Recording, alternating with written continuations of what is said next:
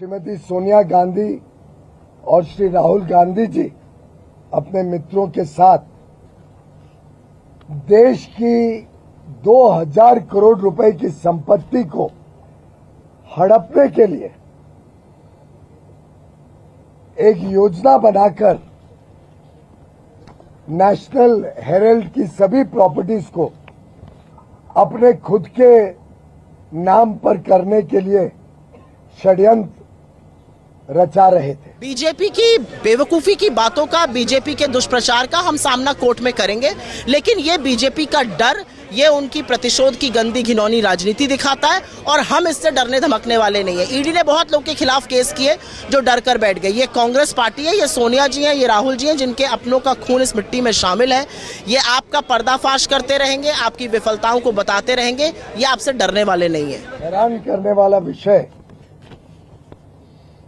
देश के समक्ष आया है, किस प्रकार से कांग्रेस के नेता श्रीमती सोनिया गांधी और श्री राहुल गांधी जी अपने मित्रों के साथ देश की 2000 करोड़ रुपए की संपत्ति को हड़पने के लिए एक योजना बनाकर नेशनल हेराल्ड की सभी प्रॉपर्टीज को अपने खुद के नाम पर करने के लिए षड्यंत्र रचा रहे थे। आज की उसी जमीन की कीमत, वही प्रॉपर्टीज की कीमत तो 5000 करोड़ रुपए हो गई है। अब इन्होंने 5000 करोड़ की प्रॉपर्टी कैसे हड़पी?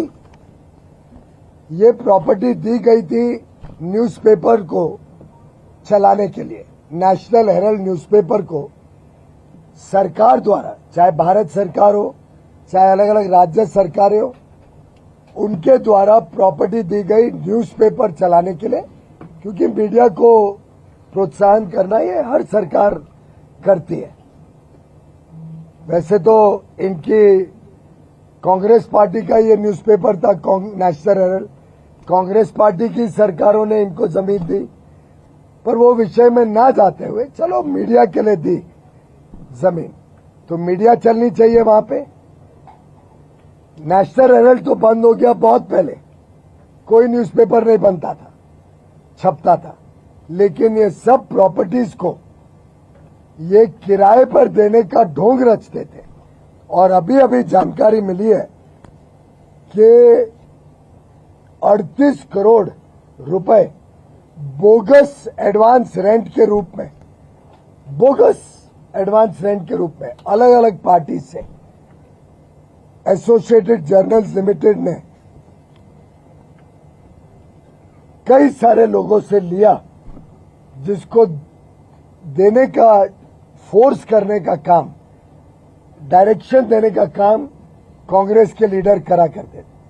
लोगों को डरा धमका के कि आप ये एडवांस रेंट एसोसिएटेड जर्नल्स को दो। कभी उनको जगह नहीं मिली काम करने के लिए या रेंट पे, लेकिन एक बोगस रेंट 38 करोड़ रुपए इन्होंने लोगों से दिलवाया एसोसिएटेड जर्नल को। ये हाल में ही जानकारी एनफोर्समेंट डायरेक्टरेट को मिली। नेशनल हेराल्ड अखबार और एसोसिएटेड जर्नल्स लिमिटेड की सच्चाई क्या है? क्योंकि आजकल बीजेपी और मोदी सरकार के द्वारा श्रीमती सोनिया गांधी और राहुल गांधी जी के खिलाफ दायर की गई चार्जशीट और अटैच की गई संपत्ति बहुत चर्चा में है। क्या ये सच है या झूठ है? क्या ये असलियत है या फर्जीवाड़ा है? केवल साधारण तथ्यों से इसका आकलन आप लगा सकते हैं। पहला तथ्य, नेशनल हेराल्ड अखबार क्या है? इसे साल 1937 में जंग आज़ादी की लड़ाई के दौरान पंडित जवाहरलाल नेहरू द्वारा स्थापित किया गया। इसकी मालिक कंपनी जो 1937 में बनी वो थी एसोसिएटेड जर्नल्स लिमिटेड, और इसके प्रणेता थे महात्मा गांधी, सरदार वल्लभ भाई पटेल, टंडन साहब, किदवई साहब और अन्य स्वतंत्रता सेनानी। ये अखबार स्वतंत्रता सेनानियों की आवाज़ उठाता आया, आज़ादी के आंदोलन की आवाज़ उठाता आया। इसी कारण से नेशनल हेराल्ड अखबार को अंग्रेजों ने 1942 के भारत छोड़ो आंदोलन में इस पर प्रतिबंध लगा दिया, जो 1945 तक चला। आज तक यह अखबार चल रहा है, 1937 से आज तक एसोसिएटेड जर्नल्स लिमिटेड कंपनी है। आज़ादी के आंदोलन के बाद, भारत को आज़ादी मिलने के बाद, यह अखबार अपने कर्मचारियों की तनख्वाह नहीं चुका पाया, वीआरएस की राशि नहीं चुका पाया, म्युनिसिपल टैक्स नहीं चुका पाया, अन्य स्टैट्यूटरी ड्यूज, कानूनी जो देनदारी है वो नहीं चुका पाया। तो भारतीय राष्ट्रीय कांग्रेस की ये जिम्मेवारी थी, इसलिए भारतीय राष्ट्रीय कांग्रेस ने समय समय पर नेशनल हेराल्ड अखबार और एसोसिएटेड जर्नल लिमिटेड को कर्ज देकर ये सारी राशि का भुगतान किया, क्योंकि ये स्वतंत्रता संग्राम की आवाज़ थी। ये राशि बनती है 90 करोड़ रुपया।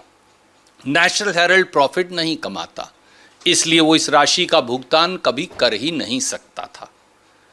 तो इसका हल क्या हो, कानूनी राय ली गई और एक नॉट फॉर प्रॉफिट कंपनी बनाई गई, यानी उसका नाम था यंग इंडिया लिमिटेड।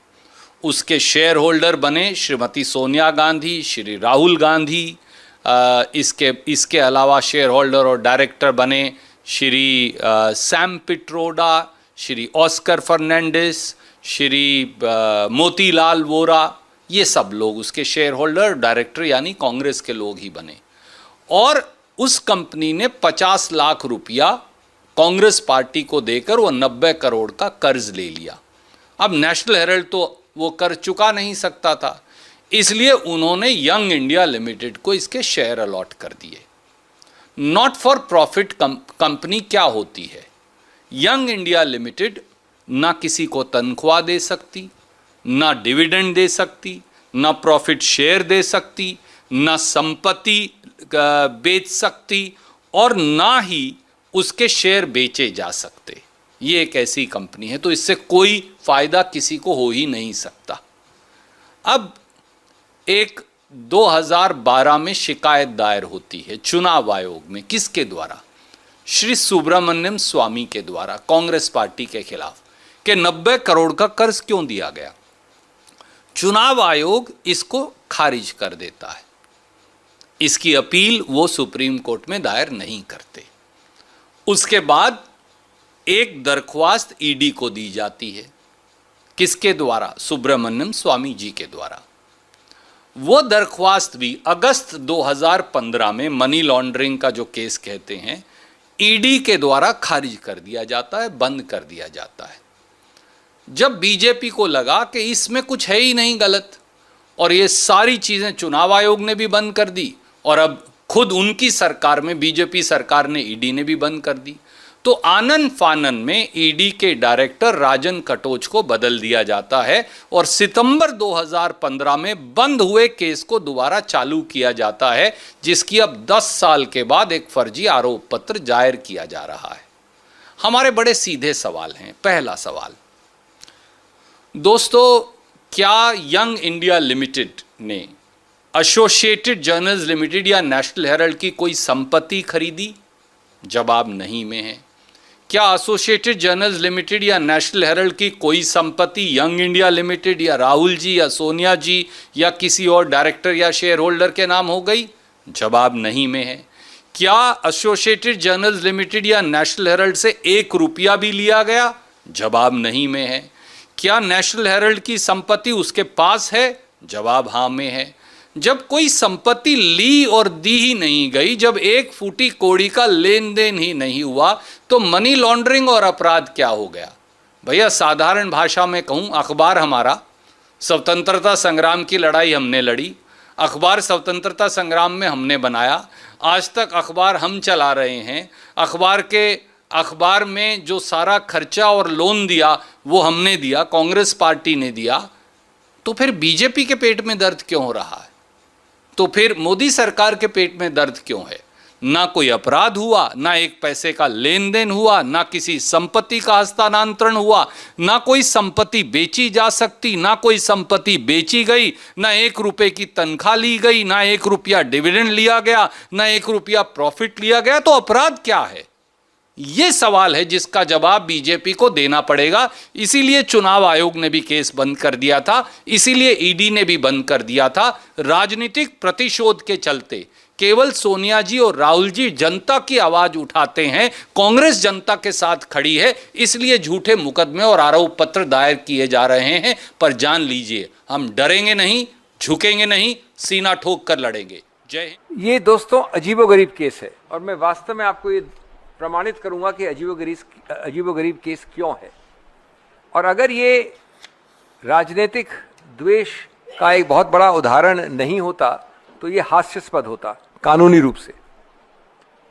विश्व के 7 अजूबों में मैं इसको गिनूंगा। मैंने कल कहा था कि it's a one trick wonder. Money laundering case पहली बार बना है मनी के बिना स्थानांतरण होने के। रुपया बिना स्थानांतरण हुए 1 मिलीमीटर मूव किए मनी लॉन्ड्रिंग बन गया। मनी लॉन्ड्रिंग केस बना है प्रॉपर्टी संपत्ति के 1 मिलीमीटर बिना स्थानांतरण हुए, ट्रांसफर हुए, मूव हुए। कैसे हुई ये कहानी? और ये आवश्यक है आप लोगों को समझना कि आपके जरिए देश को समझना आवश्यक है। ये सिर्फ डिटेल की बात नहीं, कानून की बात नहीं है। एजेएल एक जानी मानी कंपनी, आप भी जानते हैं, हम भी जानते हैं, कई दशकों पुरानी है, कुछ वर्षों में उसकी शताब्दी होगी। एक विशेष सेट ऑफ मूल्यों को प्रोत्साहित करने के लिए, संदेश ले जाने के लिए अखिल भारतीय स्तर पे वो बनी थी और चलती रही। वाणिज्य के आधार पर, अर्थशास्त्र के आधार पर वो सफल नहीं हुई, जैसा कि कई ऐसी चीज़ों में होता है जो आदर्शवाद से चलती हैं, कई संस्थाओं में होता है। इसलिए आर्थिक रूप से वो तकलीफ में पड़ी। कई सालों तक आर्थिक रूप से गिरावट हुई। एजेएल जो बहुत पुरानी कंपनी है, तो उन सालों में, लगभग 50 सालों में, अलग अलग विभिन्न समयों पर कांग्रेस ने, जिसके वो आदर्श प्रोत्साहित करती है, जिसने एक आदर्श उसको बनाया था इत्यादि इत्यादि, स्वतंत्रता संग्राम के वक्त कांग्रेस पार्टी ने उसको विभिन्न समय पर अलग अलग राशियां दी, लोन दिए, रुपये दिए। कई दशकों बाद वो टोटल रुपया हो गया 90 करोड़। अब वो 90 करोड़ हो गया और ये उद्देश्य था कि ये पुराना नाम नेशनल हेरल्ड, जो एक कंपनी का नाम था एजेएल, एसोसिएटेड जर्नल, जो पूरा नेशनल हेरल्ड का ब्रांड चलाती थी, जिसके पास पुरानी जितनी भी संपत्तियां हैं, अचल संपत्तियां, प्रॉपर्टीज, अलग अलग विभिन्न भागों में, तो इसका पुनर्निर्माण कैसे किया जाए। पुनर्निर्माण का बड़ा एक सरल तरीका था कि इसको डेट फ्री कंपनी बनाना है, इसको ऋण न रहे। तो ये जो लोन था, ये 90 करोड़ का जो ऋण था इस कंपनी पे, उसको ट्रांसफर किया गया एक नई नवेली कंपनी को। वो नई नवेली कंपनी का नाम था यंग इंडिया। वो क्या कंपनी थी, मैं अभी आऊंगा उस पर। अब वो ऋण जब ट्रांसफर हुआ, सिर्फ ट्रांसफर हुआ ऋण कागजी के, कांग्रेस पार्टी का ऋण, अब वो ऋण रहेगा यंग इंडिया का। उस ऋण को मिटाना आवश्यक था, नहीं तो एजेएल मजबूत कैसे होती, नेशनल हेरल्ड मजबूत कैसे होता। तो उसको मिटाया गया एक चीज ऐसी करके जो दुनिया भर के हर कंपनियां, आप लोग दिन प्रतिदिन करते हैं, निजी रूप से भी और पब्लिक रूप से भी। उस ऋण को हिस्सेदारी में कन्वर्ट किया, यानी कन्वर्ट डेट इनटू इक्विटी। तो 90 करोड़ के ऋण को कन्वर्ट कैसे किया? एजेएल के शेयर्स इश्यू हो गए यंग इंडिया को, तो यंग इंडिया बन गई 90-99% शेयर होल्डर एजेएल की। और यंग इंडिया में डायरेक्टर्स थे, मोतीलाल वोरा साहब थे, ऑस्कर फर्नांडिस थे, सैम पिट्रोडा हैं, सोनिया जी हैं, राहुल जी हैं, इत्यादि इत्यादि। अब इतना ही हुआ। अब यहां पर फुल स्टॉप, विराम चिन्ह डाल दीजिए, ये जरूरी है समझना आपके लिए। ये संपत्तियां हैं, अचल संपत्तियां 100 एजेएल के, इसको 100 मानिए। कोई कानपुर में है, कोई दिल्ली में है, कोई इधर है, उधर है। ये एजेएल है, ये इन सबकी मालिकाना हक रखती है। इस कंपनी की 100% शेयर होल्डिंग चली गई यंग इंडिया में। ये यंग इंडिया है। न ये अचल संपत्ति हिली, न एजेएल हिली, 1 रुपया नहीं हिला, न संपत्ति हिली, कोई खरीद फरोख्त नहीं हुआ, बेचना खरीदना नहीं हुआ। अब आते हैं यंग इंडिया क्या है। बड़े अजीब तरह के हम लोग सब मूर्ख होंगे कि हम मनी लॉन्ड्रिंग करना चाहते थे, हम स्थानांतरण करना चाहते थे संपत्ति का और रुपये का, तो हमने बनाई यंग इंडिया। दुनिया का सबसे बड़ा मूर्ख भी अगर हमारा ये उद्देश्य होता तो यंग इंडिया नहीं बनाता। यंग इंडिया क्या है? यंग इंडिया है कानून में जिसको कहते हैं सेक्शन 8 अनुच्छेद 8 की not for profit charitable company. मतलब क्या होता है इसका? हर कंपनी में 2 या 3 चीजें होती हैं। एक तो जो कमाई होती है, जो रुपया आता है उसमें जो भी कमाई होती है उस सबको आप डिविडेंड के तौर पे बाहर दे सकते हैं उसके शेयर होल्डर्स को। इस कंपनी में एक पैसा, अगर ये 50 करोड़ 500 करोड़ 5000 करोड़ भी प्रॉफिट बनाती है तो एक पैसा आप डिविडेंड दे ही नहीं सकते, प्रतिबंधित है अनुच्छेद 8 के अंतर्गत। दूसरा, कोई सैलरी नहीं, कोई पर्क्स नहीं, कोई घर गाड़ी नहीं। तीसरा, कोई प्रॉपर्टी खरीदी नहीं इस कंपनी ने, न बेची। चौथा, इसने कोई आर्थिक कार्यक्रम कुछ किया ही नहीं, कोई आर्थिक क्रिया, वाणिज्य की क्रिया। ये not for profit section 8 company थी। अब इन तथ्यों पे जब न प्रॉपर्टी हिली, जो भी कानपुर बरेली दिल्ली की प्रॉपर्टी वैसी की वैसी हैं, उनका मालिक अभी भी एजेएल ही है। सिर्फ एजेएल की शेयर होल्डिंग अब 99% यंग इंडिया की है और यंग इंडिया में बैठे हैं 3-4 डायरेक्टर्स जिनको कोई डिविडेंड भी नहीं मिलता है। तो कौन सी मनी लॉन्ड्रिंग? यंग इंडियन के हैं सोनिया गांधी जी, मैंने बोला, राहुल गांधी जी, मोतीलाल वोरा जी थे, सैम पित्रोदा जी हैं, ऑस्कर फर्नांडिस थे, शायद एक नाम और भी होंगे, यही मुख्य नाम है, सुमन दुबे होंगे। तो आपको जब पता है तो क्यों बीच में मेरे को आप इंटरप्ट कर रही हैं? अच्छा, नंबर 2, नाउ जब मूल बात ये नहीं है कि कौन थे नाम, मूल बात ये है कि जब ये लोग हैं या कोई भी लोग हो तो कोई डिविडेंड, कोई फायदा किसने कहां उठाया, इसका मैं आज बड़ा स्पष्ट प्रश्न पूछ रहा हूं जनता से, देश से, आपसे और आपके जरिए ईडी से भी। सिर्फ ये केस है कि 99% शेयर होल्डिंग यंग इंडिया को देकर ये मनी लॉन्ड्रिंग हुई है सब प्रॉपर्टीज की जो एजेएल ओन करता है। जो लोग डायरेक्टर हैं यंग इंडिया के, यानी गांधी परिवार के और जो लोग कुछ वृद्ध लोग हैं, उन सब ने ये पैसा और प्रॉपर्टी हड़प ली। अरे भाई, किस डायरेक्टर ने कुछ खरीदा, बेचा, लिया, पैसा मिला, प्रॉपर्टी गई? एक तो बताइए, मनी ट्रेल कहां है? प्रोसीड्स ऑफ क्राइम कहां है? अगर किंडरगार्टन क्लास का व्यक्ति पहले वर्ष जो कानून में है वो उसको उठाए तो वो हंसने लगेगा। अब एक और कानूनी चीज बताना चाहता हूं मैं आपको। 1955 में, कितने साल हो गए 55 को आज? लगभग 70 साल हो गए, 65 साल हो गए। एक निर्णय है उच्चतम न्यायालय का, यानी इतना पुराना निर्णय है जिसकी आज ईडी मजाक उड़ा रही है, 5 न्यायाधीश का, उसको कहते हैं बच्चा गजदर। वो कहता है कि अगर ये होल्डिंग कंपनी के पास 100% शेयर हैं इस सब्सिडरी के, अगर 100% है, तो भी ये कंपनी होल्डिंग इस कंपनी की जो प्रॉपर्टीज हैं ये और ये, उसकी हकदार नहीं है, ओनरशिप नहीं, ओनरशिप इसी में रहती है। ये एक सिद्धांत है, कई बार हुआ है, वोडाफोन में भी यही हुआ, इत्यादि इत्यादि। मैं आपको कानून से बोर नहीं करूंगा। तो भैया, जब एजेएल की संपत्ति एजेएल की है, एजेएल की संपत्ति ट्रांसफर हुई नहीं कभी यंग इंडिया को, कानून में यंग इंडिया जब तक वो खरीदता नहीं है वो प्रॉपर्टीज, तब तक मालिकाना हक रहता है एजेएल का। तो यंग इंडिया से एक और स्टेप आगे उसके डायरेक्टर्स कहां से मनी लॉन्ड्रिंग कर रहे हैं? कृपया ये बताएंगे कोई? ये कुछ नहीं बताया जाता है। बताया जाता है कि माननीय सोनिया गांधी जी, माननीय राहुल गांधी जी 3 दिन 5 दिन आइए इंटेरोगेशन के लिए।